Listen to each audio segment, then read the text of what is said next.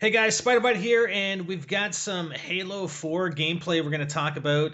But I have a couple of guests with me. The first is Naked Eli, or Naked Halo, over on YouTube, and a guy that you might know if you're big on the Halo MLG scene, Elamite, who is one of the top MLG players in from Halo 2, 3, and Reach. So why don't you guys say hello and maybe tell us a little bit about yourselves? What's up? This is Naked Eli. I'm here with Elamite. We are doing a commentary over this Halo 4 gameplay for you. I follow all the Halo 4 news. My channel is mostly high-level gameplay, showing casual players how to get into the more competitive high-level scene. And Elamite, you want to introduce yourself? Yeah, Eelmite here, top level MLG player. I had the opportunity to come out to E3 and play some Halo 4, so we figured why not, you know, bring me on to say a couple things about the gameplay, considering it's my screen. Did you get to play a lot of games here? And this was actually during E3, and it was at a Halo 4 party. Yeah, that's correct. I played for maybe 4 or 5 hours over the course of E3 of Halo 4, which is pretty nice and probably one of the most out of anyone that was there. All right, well let's start taking a look at the gameplay then.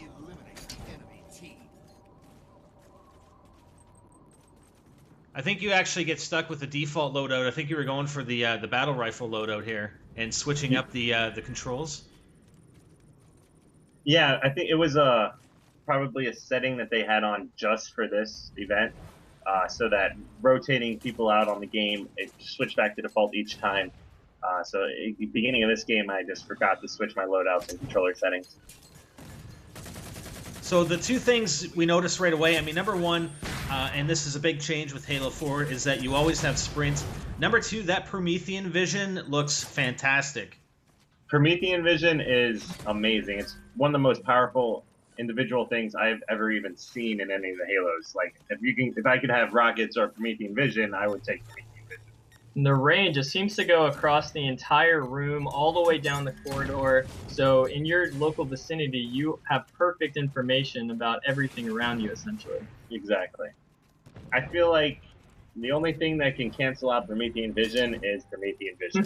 So it's probably the most overpowered But loadout right now. 343 did announce that there were going to be other counters. We know one alternative is the hologram, because that will still show up on your Promethean vision as a person, but you can probably tell if it's running in a straight line Yeah. that it's not real, it's specific situations. So I'm interested if they're going to have an actual hard counter to it where you can maybe be invisible.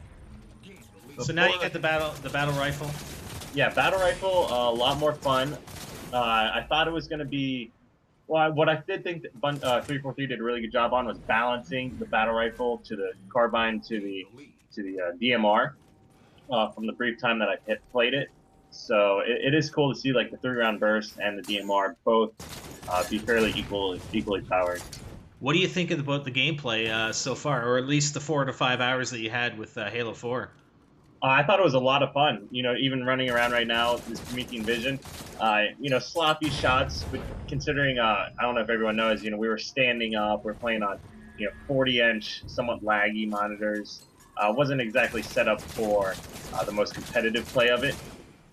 Okay, so here, this is actually cool. I really like this, what you're doing here. I mean, you're using your Promethean vision. Your shields were obviously down, and you used it pretty effectively to avoid this guy until they came back up. And then you knock him, or actually, he jumped back and fell off the platform. Yeah, that guy, I don't know what that guy was doing. I would love to know who it was, actually, but he got embarrassed. Oh, I thought, again, you talk about this Promethean vision. I really thought that was a good application of it right there. Yeah, like, you can completely...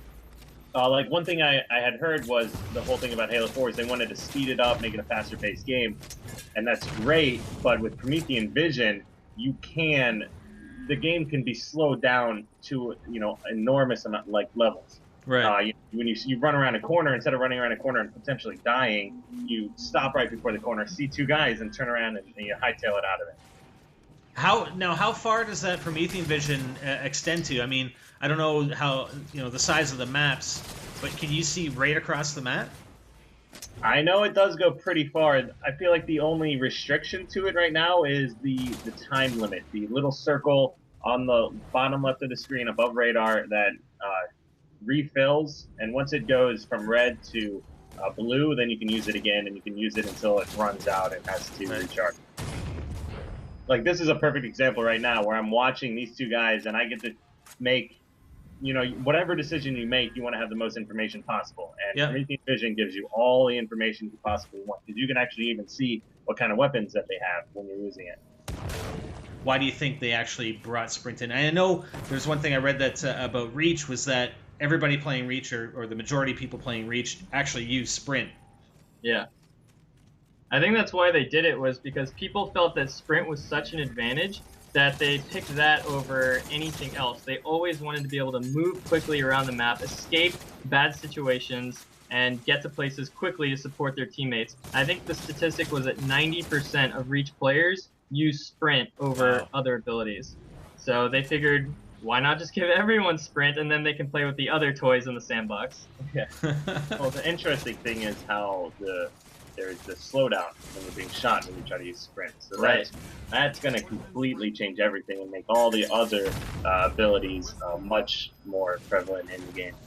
Now, right here, you actually get Ordnance. Yeah, so I get Ordnance, and I bring down the, what is that called again? Sticky Detonator. Sticky Detonator. Yeah. You know, I really wanted to like try out all the new weapons and get a couple kills.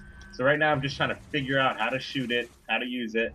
And, you know, over the course I used it like 3 or 4 games, you know, for only, you know, multiple second periods at a time. Right. But I do not like it. Well, and these aren't weapons that you can really use normally to get used to anyway, right? They're actually dropped on the Ordnance, so the only way you get access to them and get used to them is by using them in Ordnance, correct? Correct. Okay. I was actually noticing from my playtest that there were very few weapons on the map, and most of the weapons you got were either from your loadout or from the Ordnance.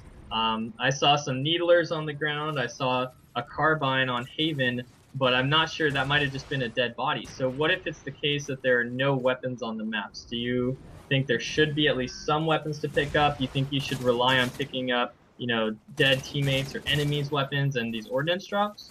The difference between Ordnance drops and having weapons on the map are, I feel like a major part of Halo is map control. And part of the map control comes around to where the power weapons are spawning. So Ordnance drops completely change that. But the same way with Halo 3 and Halo Reach, the Forge system allows you to go into and completely change everything.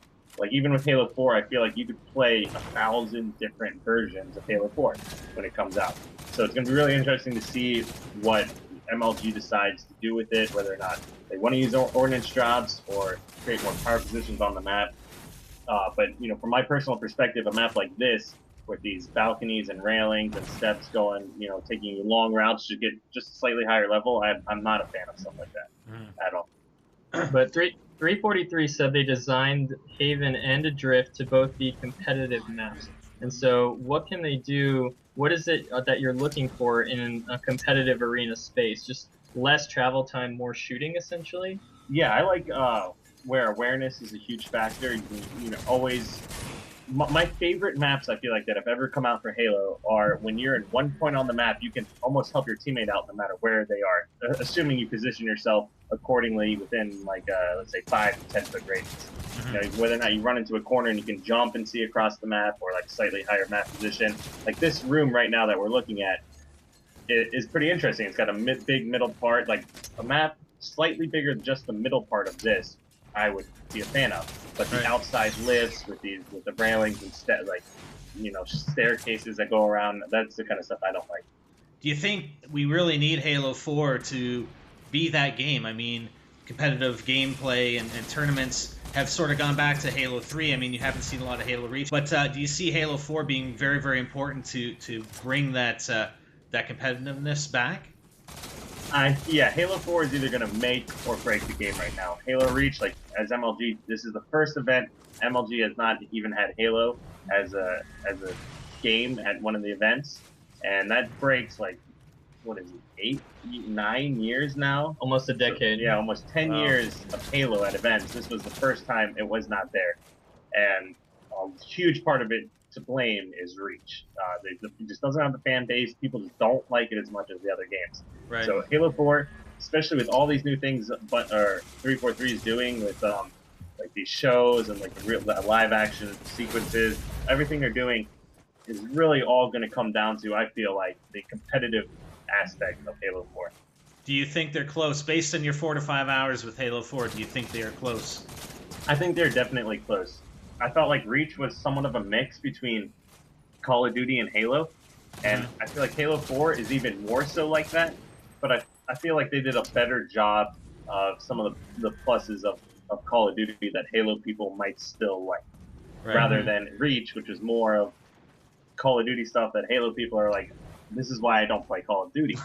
Right. So do you think that Halo 4 will, let's say it has the same ranking system as Reach, do you think that is enough, is changing the core game mechanics to bring in these casual competitive audiences? Or do you think that Halo 4 really needs a ranking system that will differentiate the more skilled players in playlists from the less skilled players, and that'll actually keep people's attention more than just playlists with social aspects to it? I feel like almost 99% or 100% of Halo players are just really competitive people, and that's competitive in everything. Like you play the game to win, right? Yeah, it's like first to 50 kills. I want to be the first team to 50 kills. Yeah, like Ricky Bobby style. If you're not first, you're last. If I didn't win this tournament, then I might as well just have gone last, because it's just nothing's the same especially once you actually start winning and experiencing that success. You haven't used the DMR during this gameplay, though, right? During this one, no, it doesn't look like I do, but I did use it in a couple of the other games. And the DMR and the Carbine were on par with the VR, and possibly even better, given how fast they shoot and how accurate they are.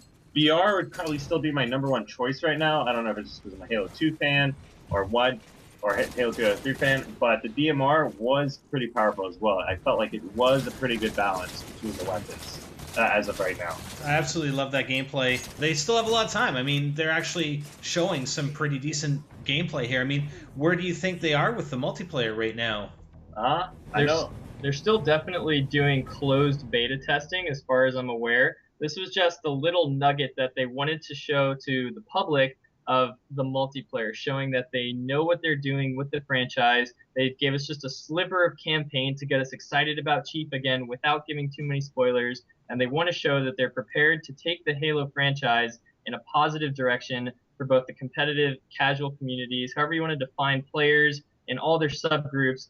They're hoping, I'm hoping, Ilmite's hoping, we're all hoping that Halo 4 is going to, give everyone what they want and bring Halo back to the top of FPS and console gaming. All right, guys, thanks for watching. That was Halo 4 Infinity Slayer on Adrift. With gameplay from Elamite, and just wanted to thank you guys, both Elamite and Naked Eli. Make sure you go check out Naked Eli over on youtube.com/Naked Halo, and that's a 3, not an E in Naked Halo. Is that correct? That is correct. Thank you very much, Spider-Bite. And also Elamite, thanks a lot, man. That was an awesome gameplay. I'm looking forward to seeing more from you, man. Thanks. You're welcome. Thanks for having me.